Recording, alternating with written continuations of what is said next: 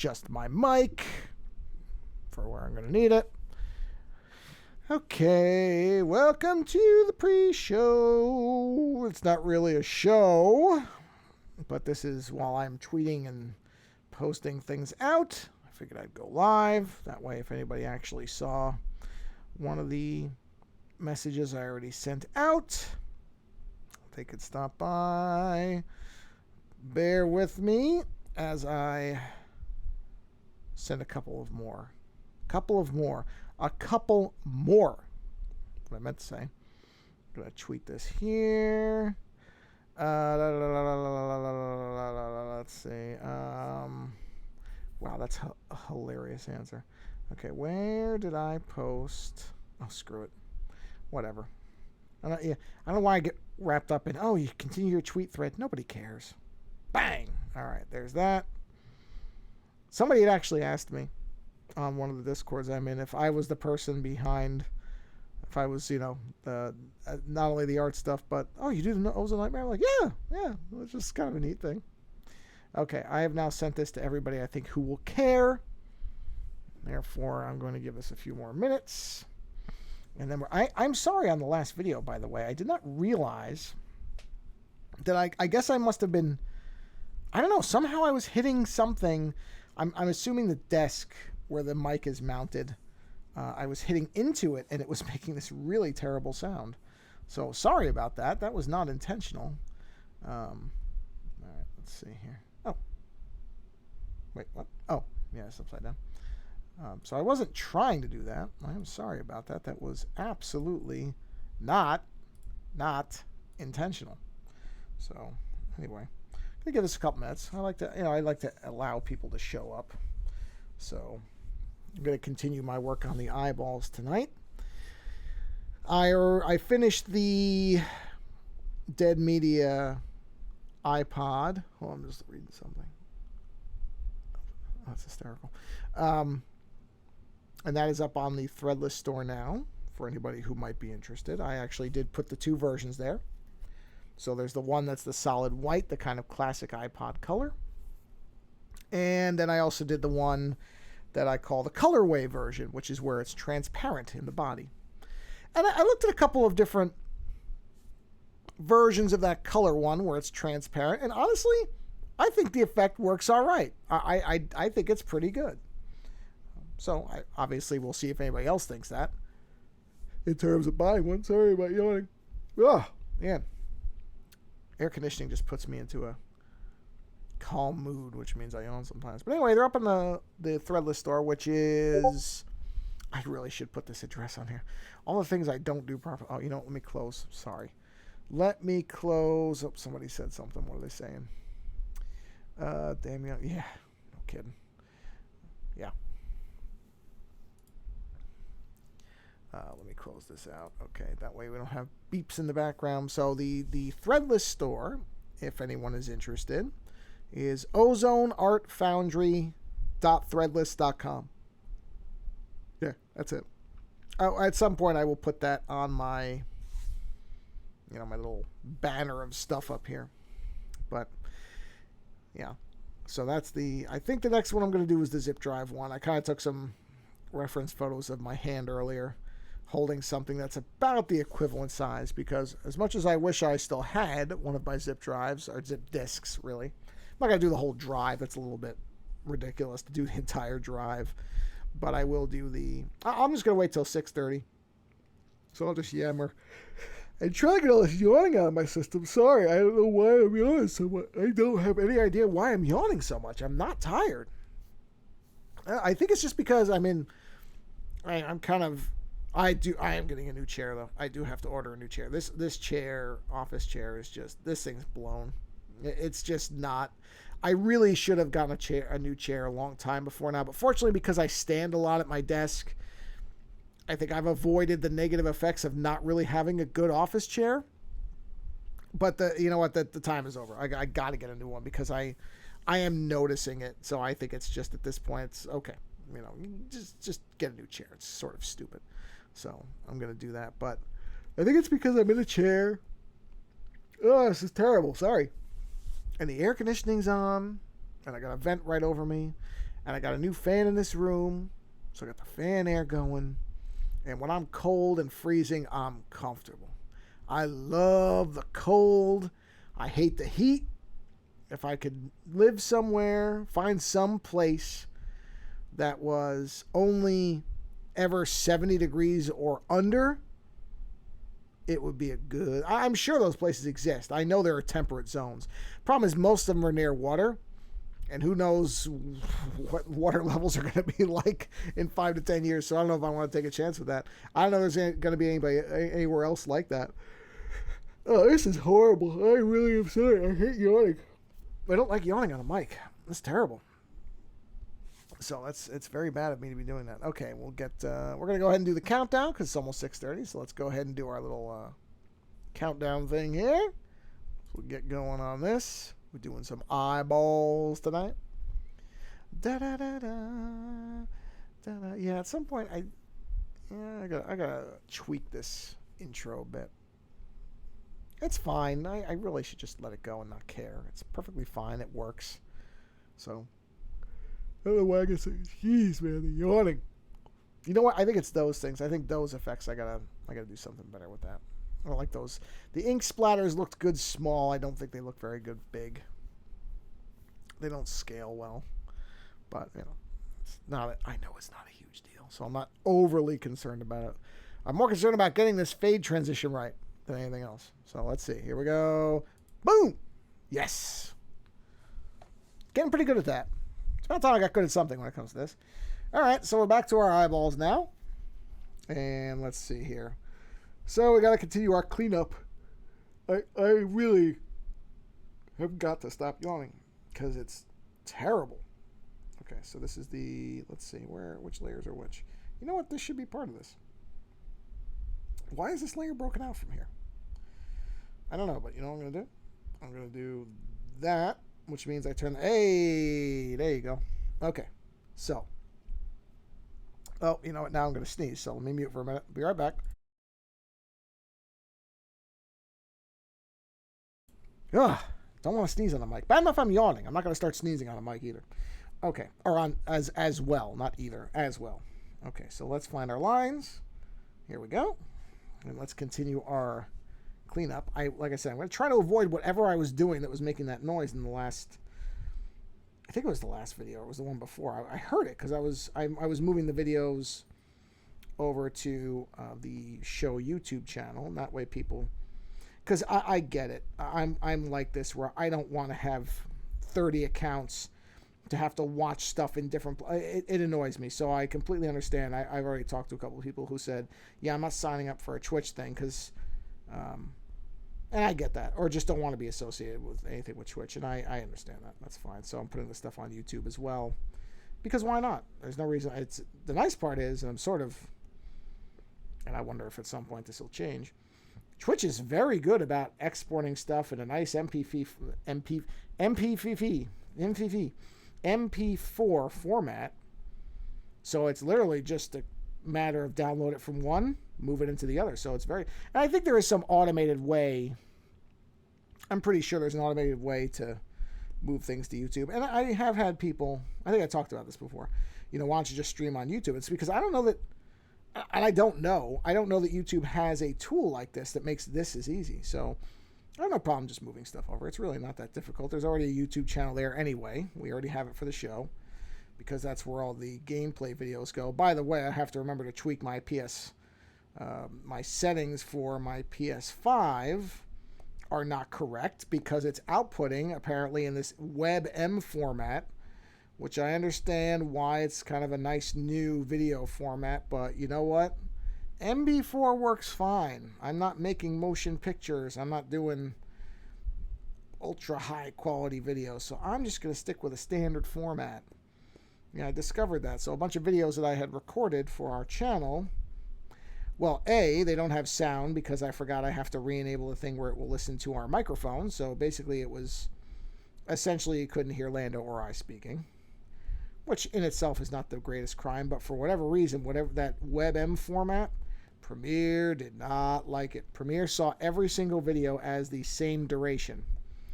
So every single video was 4.5 minutes, even though one of those videos I'm very, very, very sure was at least 45 minutes long. So that was, I mean, don't get me wrong, I managed to, very quickly ascertain there was a problem. And fortunately, it's not anything that's really important, but it was annoying. I'll say it like that. To discover it doesn't record an MP4. I know there's reasons why these companies do this stuff, but at the very least, when they make a change like that, prompt the user. Come up with a thing that says, "Hey, before..." Hold on. My thing faded out. Give me a second. Let me reconnect. Whoa, not that. What? No, whatever. That's fine. This should come right back. So hold on a second. I'll just make sure it connects. What is this? Undo. Where are you? Okay, there we go. There we go. Okay. There we go. Back to what we were doing. So yeah, I think the companies should get into the habit of letting people know when something that's worked a certain way for a long time doesn't work that anymore. And I don't remember seeing any pop-up saying, "Be aware, this is saving in a new format." The other thing with the voices, I know what that is. That's actually I don't have any problem with that, because that's actually a privacy feature. That's so that you have to make the conscious decision to have your voice recorded on gameplay. That part I'm okay with, because honestly, that should be defaulted to off, because, lots of people do really scummy things. So I'm fine with that. That I think is actually beneficial. But when the video format thing changes, especially when you're changing off of a very standard format, which MP4 is, then pop up a little thing that says, would you like to switch? This is currently recording in WebM format. Would you like to switch to MP4? Yes, I would. Thank you, Sony. And then that's it. Like I said, don't have that problem as far as the audio thing. I think that's smart. Because, it's... you should be careful what you allow to be recorded. So be aware of what you're allowing for yourself to be recorded. But the video thing, no, that they should pop up a thing. Okay, you know what I'm gonna do? I'm just gonna go back to this. I'm having to be too careful with that paint eraser. So beneficial, sort of, but not really. So yeah, luckily the YouTube channel has videos loaded through, I think August maybe. So I'm not. Did I accidentally erase some of that stuff? Hold on. I think I did. Yeah, see, that's why. Yeah, I should have not used that other brush. It was a bad idea to begin with. So I'm not too worried. I have plenty of time. I have to create the intro for it.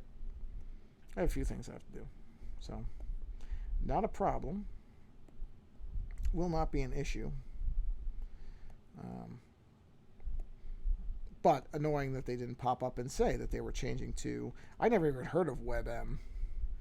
I mean, I looked it up, and it's a legitimate format. And but the fact that, I use Premiere. I know a lot of people hate Adobe products. Well, you can hate Adobe products if you want. I don't. I happen to like Adobe products because I've used them for a long time, and they work for me. But WebM may very well be a perfectly valid file format in other programs, but Premiere doesn't like it. Therefore, there was a way that I could have converted if I needed to, but I was able to figure out very quickly through a quick search that in fact you can export to MP4. So that's fine. I mean, I'm not doing anything that requires anything fancier than MP4. MP4 is MP fine with me. That was a terrible thing to say, but I said it. So yeah, that was something I discovered earlier in the day. Fortunately, I figured it out very quickly, and it wasn't anything that was critical.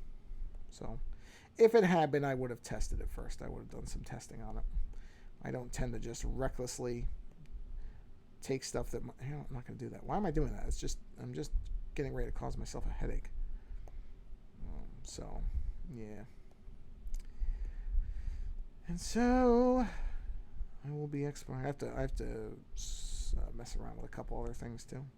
I don't know if anybody watched. Sony had their little third-party developer stream today, which I watched because I'm always entertained on what they're going to do. Resident Evil 4 remake or looks like a remake. Boy, Capcom sure tapped the gold mine with that, didn't they? It's sort of amazing to me that more companies don't do this stuff. I mean, don't get me wrong, I know it's expensive, but if you have a good IP, it's really worth it. I was in a discussion today on one of the Discords that I'm in, the one for Digital Foundry, and there were some people in there that were talking about the Assassin's Creed series. Now, if you've only played modern Assassin's Creed games, and it's possible you have because they've been out for a while. These games have been now out for a long time. So some people may only really be familiar with the modern versions of them. You know, basically anything, Odyssey, Valhalla. If Origins started moving in a direction that really Odyssey and then Valhalla took off from, where it's much more combat oriented. It's not how the series started. It's interesting. If you've never actually seen, I wouldn't actually recommend going back and playing the first Assassin's Creed. It is very bare bones and simple and tedious compared to a modern game. But the Assassin's Creed, and this is another thing, you don't, everybody's kind of knows what the gimmick is. But when that game came out, it was not very clear that, I think the first couple of teasers, you were made to think that it was just a historical stealth game, that it took place in the past, that you were an assassin and you were kind of blending in and assassinating people. And the reality, of course, I'm sorry if I'm spoiling this for anybody who's never, if you never played it, you don't care. The reality is that you were a mind-shifted individual from a dystopian future who was reliving the memories of a biological ancestor. So the character shared, I believe, DNA with the assassin. The assassin in the first game's name was Altair, who was, and also for the time, this was sort of a unique thing. He was Muslim, which, that first Assassin's Creed game was a while ago. I don't actually remember the year, but it was quite a while ago, and that was not something you normally saw. And so the character in the present, Desmond, he looked like a fell off the street white guy to me. So I don't think they got into his lineage and everything until well into the third or fourth game. So, at the time, it was such a novel idea of what was going on in the game that nobody really thought about it. But if you actually kind of looked, it sort of was like, okay, well, you're going to have to give me some of the backstory on this because, it was a very interesting premise. And so the idea was that you were in this thing called the Animus, and that thing allowed you to go back and relive the memories of your ancestor.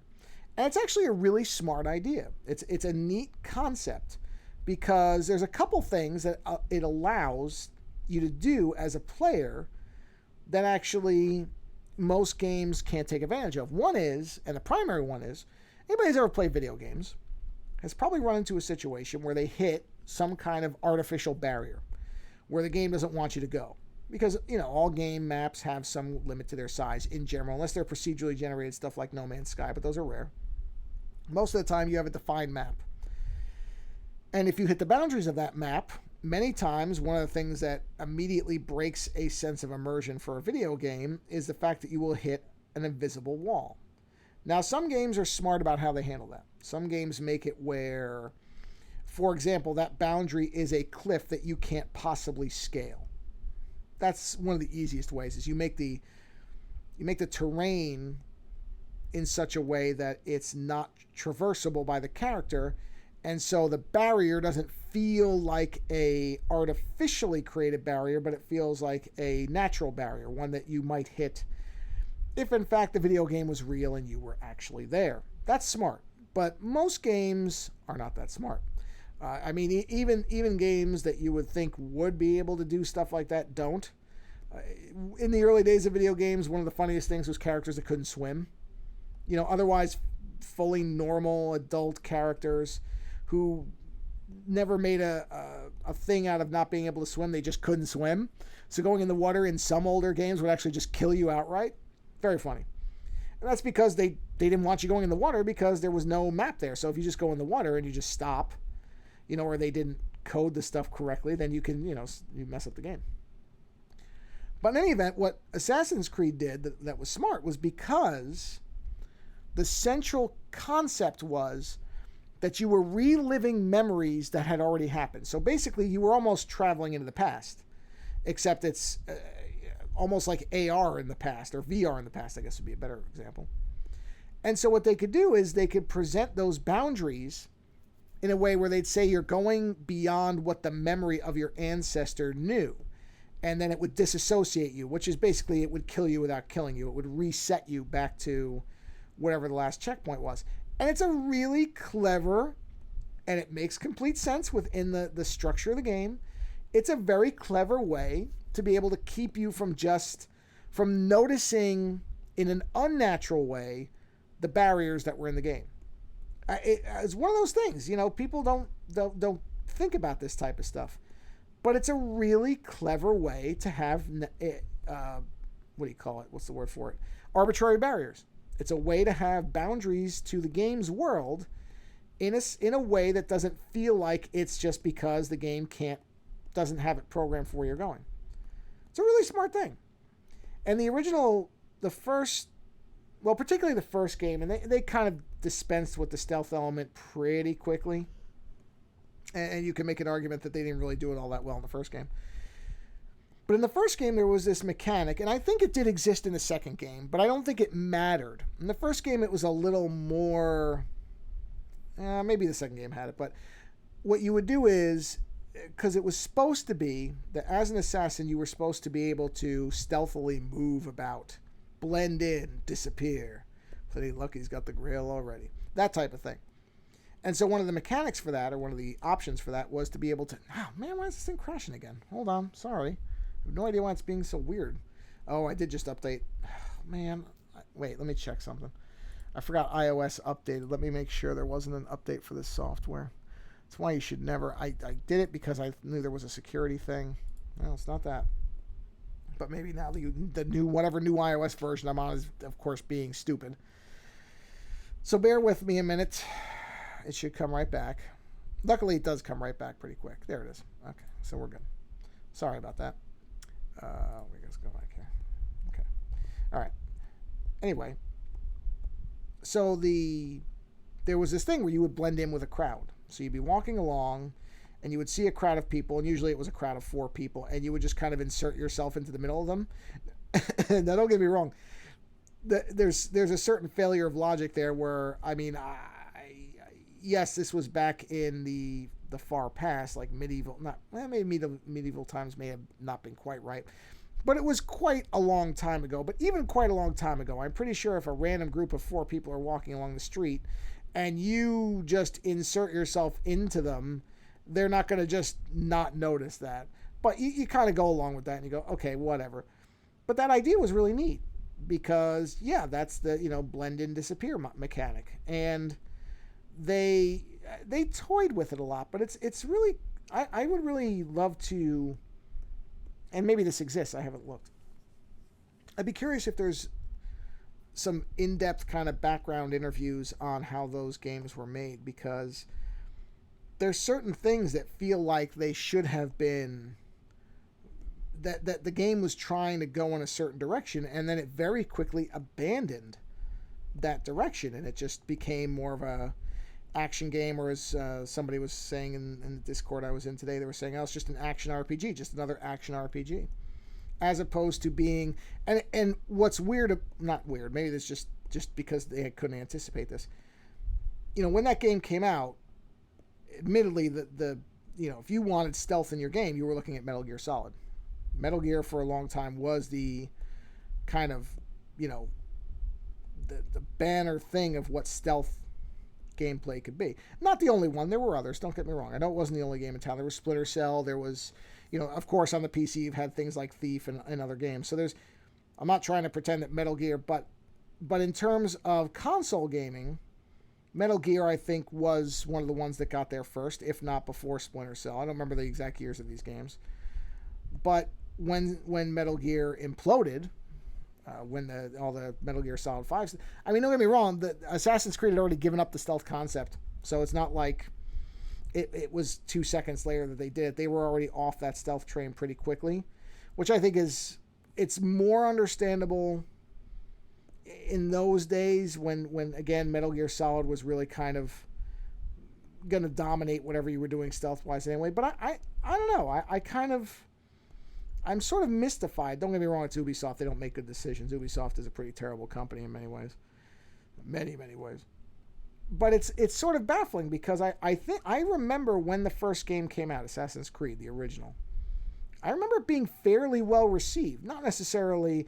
There was an awareness that the missions were repetitive. I mean, don't get me wrong. It wasn't I don't think many people were giving it perfect scores by any stretch.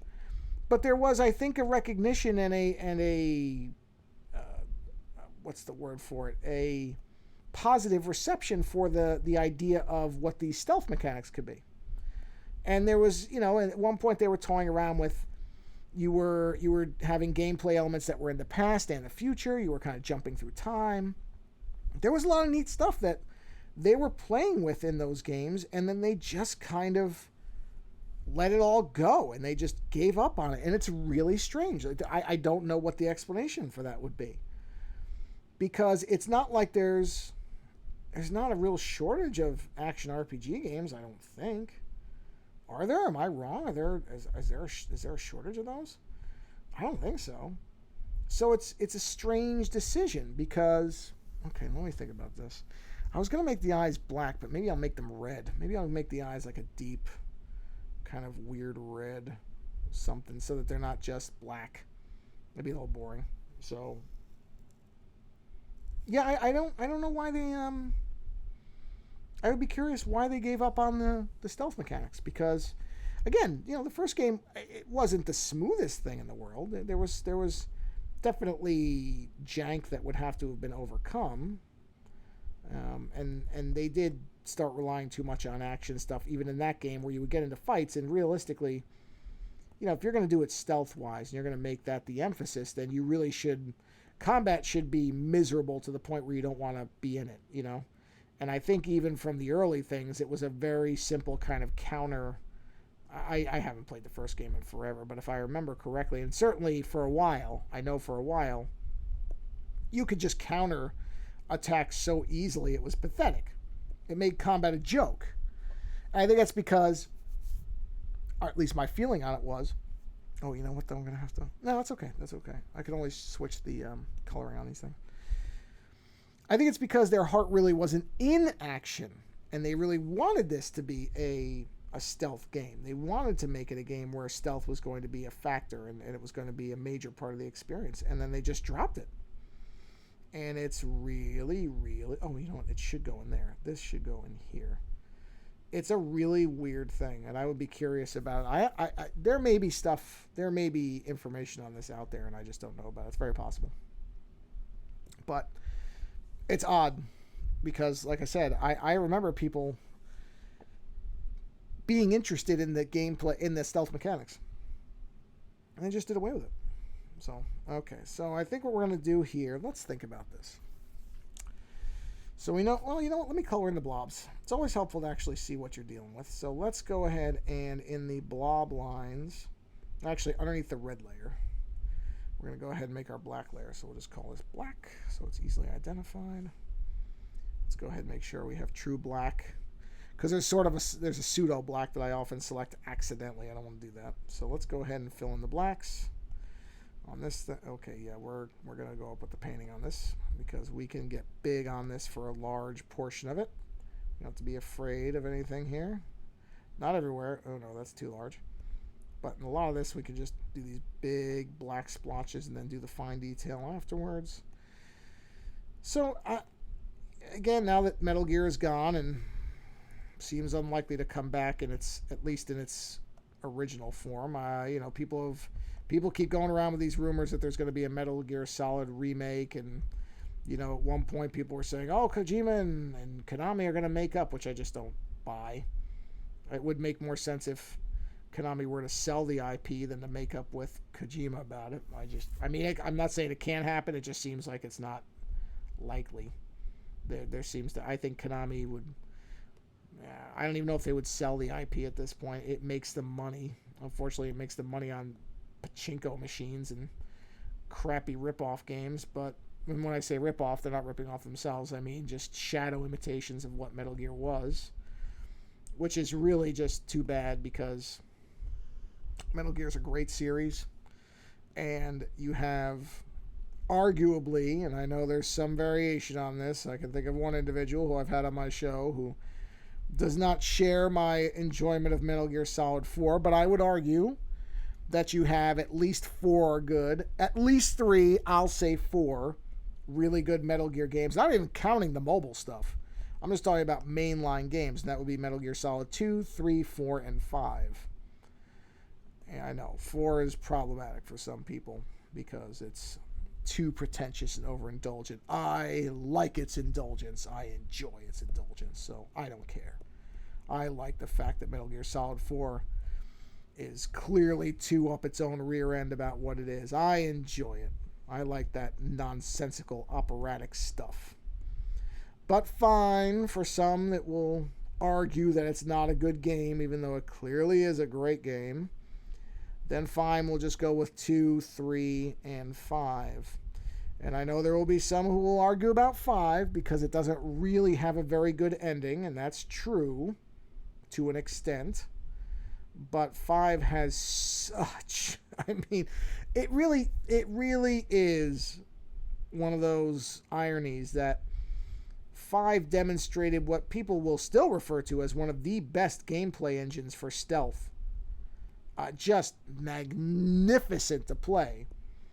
And that was right when the thing fell apart, and the engine is now Konami's property, and all that work went into basically one game and that garbage Metal Gear Survive thing. And Konami just doesn't care. The same way it doesn't care about a lot of its really great franchises. Silent Hill. Oh, there's another big one I'm forgetting. But Silent Hill is one of the ones that people often get very upset about, understandably. So, yeah, Konami should not be allowed to keep these things because they don't have any actual... Oh, I think... didn't they put out that... Was it Konami the one... Was it... Yeah, Konami did the Contra thing, right? With the Contra Hardcore or whatever, that terrible...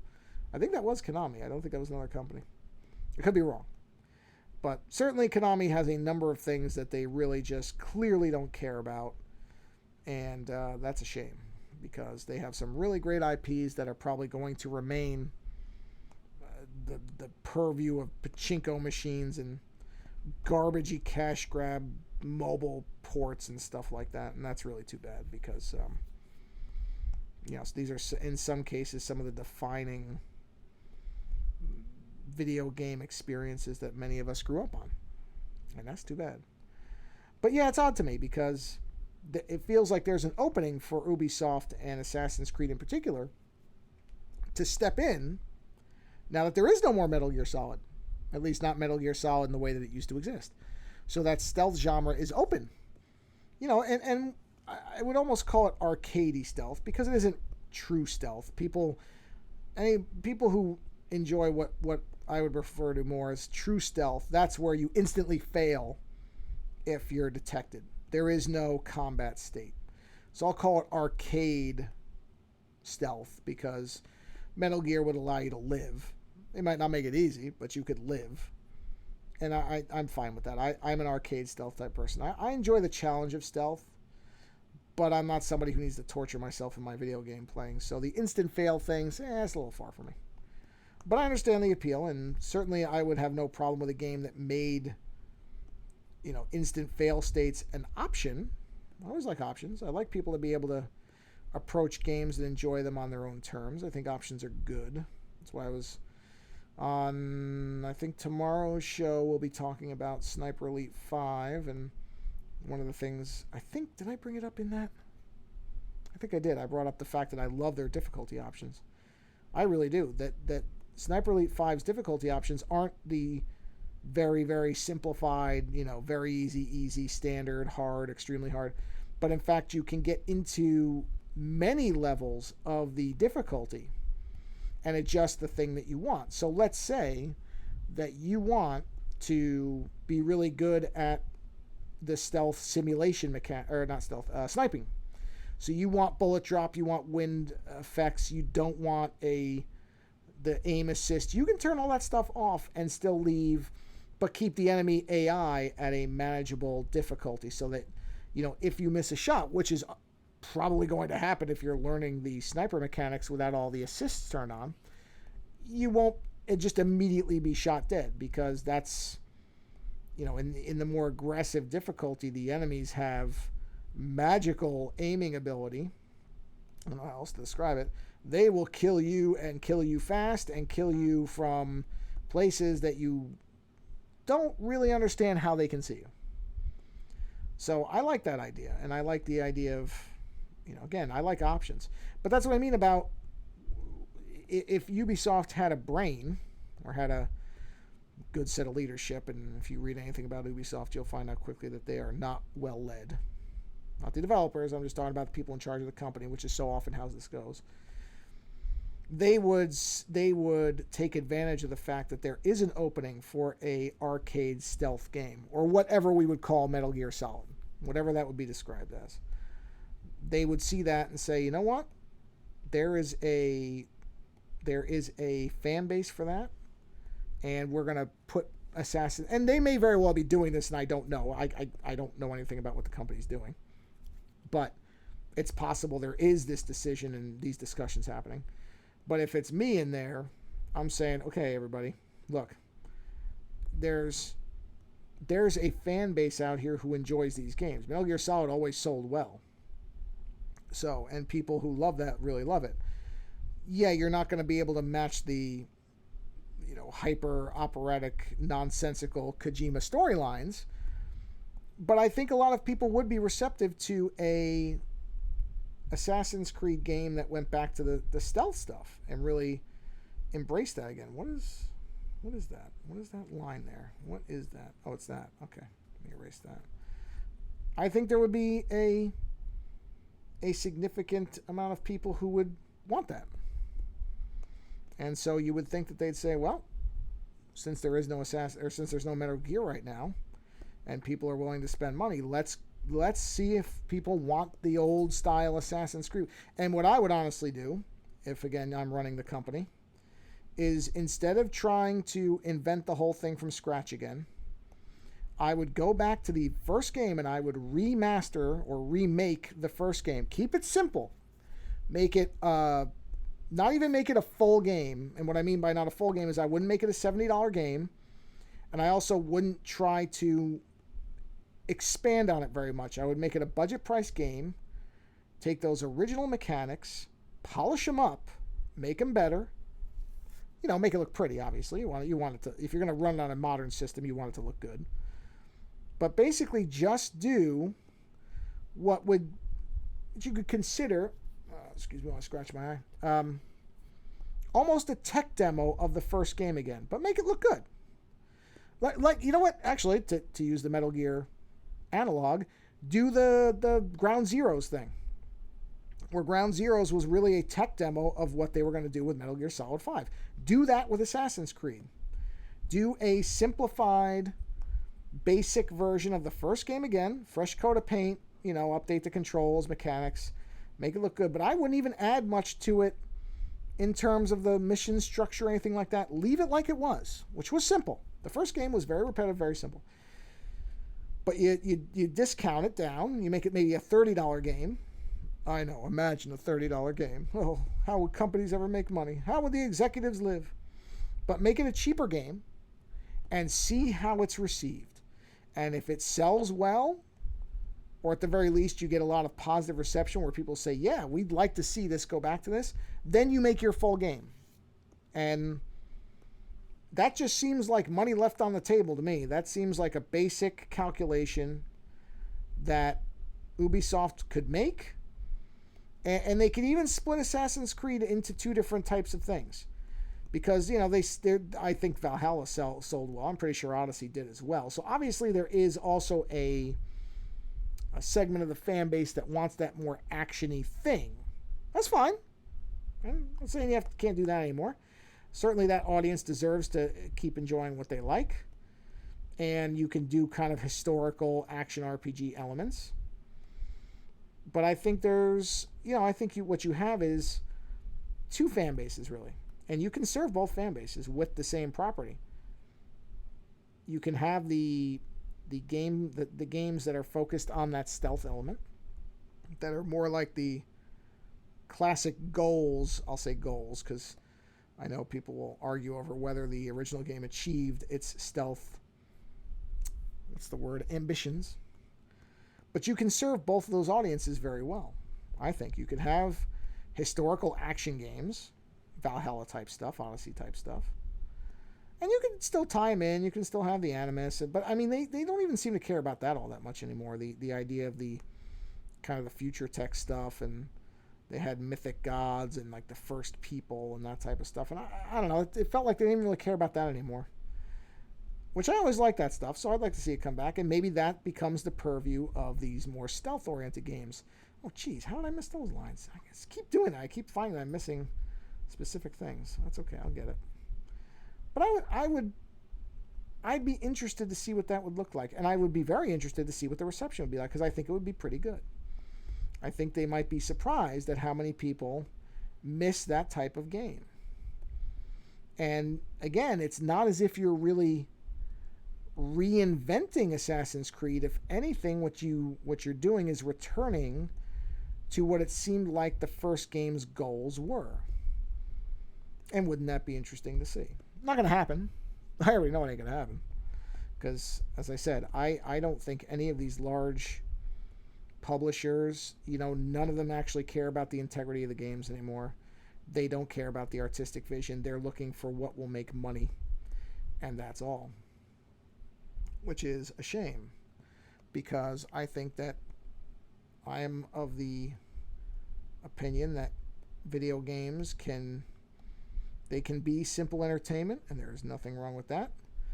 I say that as somebody who still plays the old Tetris and Pac-Man games with as much joy now as I did when I first played them. And I think that's great. Whoa, what did I do here? Whoa. Oh, no, that's supposed to be there. Okay, I forgot that's one of those eyeballs. I thought I went over it accidentally. Whoops. So I don't think all games have to be, artwork or, and people will debate on whether games are art or not or whatever. But I think they can be. And I think they can be in ways that people don't really consider, because it's a interactive art form. And so the artistry is not necessarily in just the story or just the visuals or just the music, but it comes from experience, and a generated experience, and what does that look like and what does that feel like, and the response that you have to video games, even if it is at a simple level. So it would be, and just if nothing else, like I said, it feels like a hole in the market where there is not that Metal Gear equivalent type of game. And Assassin's Creed could so easily step into that, again, in a way that feels like it's where they were going initially. And I would be all for... I bought the 2 Resident Evil remakes, 2 and 3. I love them. And all they did was really just take the original thing and refine it a bit. But it's not like it's not Resident Evil anymore, except that they've ditched the terrible controls and some of the rougher spots of things. And they've done a little bit of modernization here and there, but it's still fundamentally the same games. So why not do Assassin's Creed remake? Capcom probably would. If Capcom had the property, they probably would do that. They probably would recognize that they could do that. Because Capcom seems a little bit more on the ball than a lot of these other ones that just crank out terrible versions and stuff people don't want. But Capcom seems to, at least so far, understand that there is a market for people who miss a certain type of game, but don't simply release the old version of it that has all the flaws, that there are ways to modernize. So, I don't know. Look, I don't know what any of these companies are doing. I'm not on any advisory boards. Nobody's asking my opinion on nothing. So, will it happen? Unlikely. But I would be genuinely excited to see.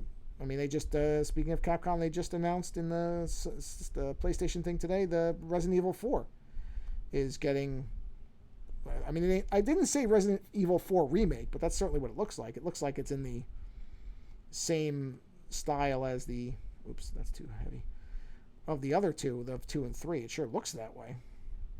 Unless I was wildly off, but I mean, the graphics are beautiful. And they've got that RE engine they're using for stuff, so I imagine it's a remake like the other one was. Or the other two were, I should say. And that's great. That's all you really have to do.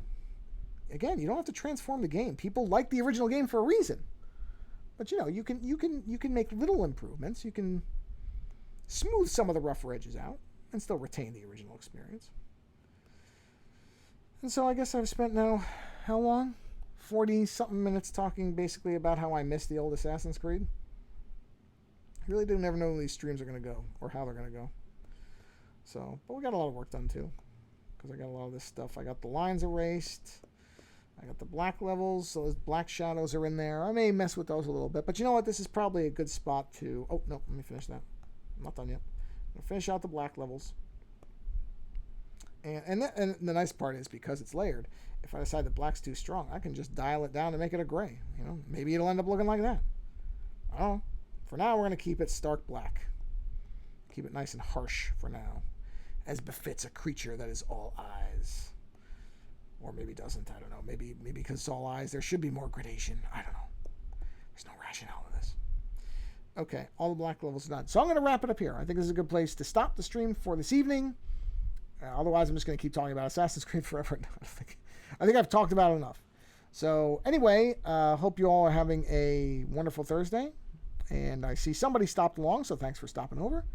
And again, well, actually, I was going to say you may be watching this on YouTube. If you are, I don't need to tell you it'll be on YouTube. But these will be for anybody who tunes in or sees the replays of this, because I know Twitch expires them after a certain amount of time. I am going to put all these back onto our YouTube channel, so they will be there as well.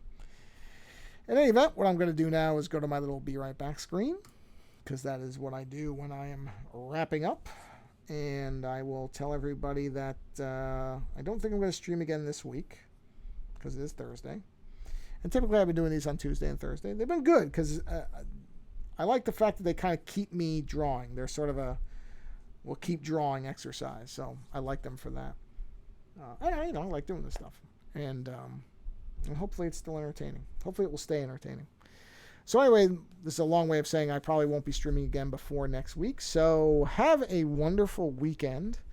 Hope everybody that is watching and listening or whatevering is happy and healthy. And thanks for stopping by. And that's it. Have a good weekend, everybody. Talk to you next time.